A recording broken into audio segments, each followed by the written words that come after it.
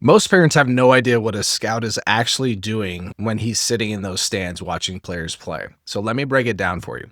I'm Chad Hermanson, a former first round draft pick. I played in the major leagues for a couple years and I spent 8 years scouting for the Angels.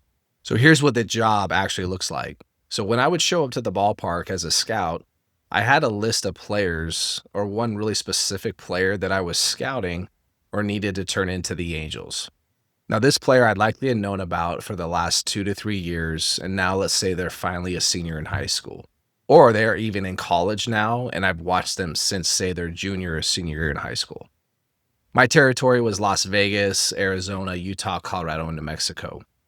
And I'm mainly focused on the high school and the college players. So that was my world. And my job was fairly simple. I would watch the athlete play, I would grade the tools, take some video, write the report, and then I would send it to the Angels.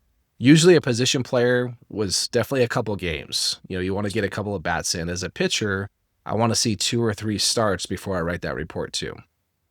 Now, when I was watching or focusing on one player, I'm also watching the whole game to see if anything stands out to me tools wise from other players. And if someone who isn't even on my list does something that catches my eye, that player is likely going to go on my list, especially let's say if he's an underclassman, because I want to have a list of players that's a couple years deep. But here's the really important part as a parent that you might want to pay attention to. A big part of scouting is not just about what your athlete looks like today. It's about projection. What does this athlete look like in, say, 3, 4, 5 years from now?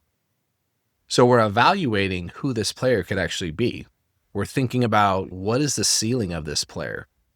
But don't let people fool you. Your player has to have loud tools to get on that list. And loud tools will get you on the list. But those loud tools are only the beginning. Tools can only take you so far. Of course, there's the work ethic. There's going to be more growth and maturity, the health of the player, baseball IQ. But what keeps them there and is often missing is that sixth tool they talk about. It's the mental game. And that's exactly where I work now.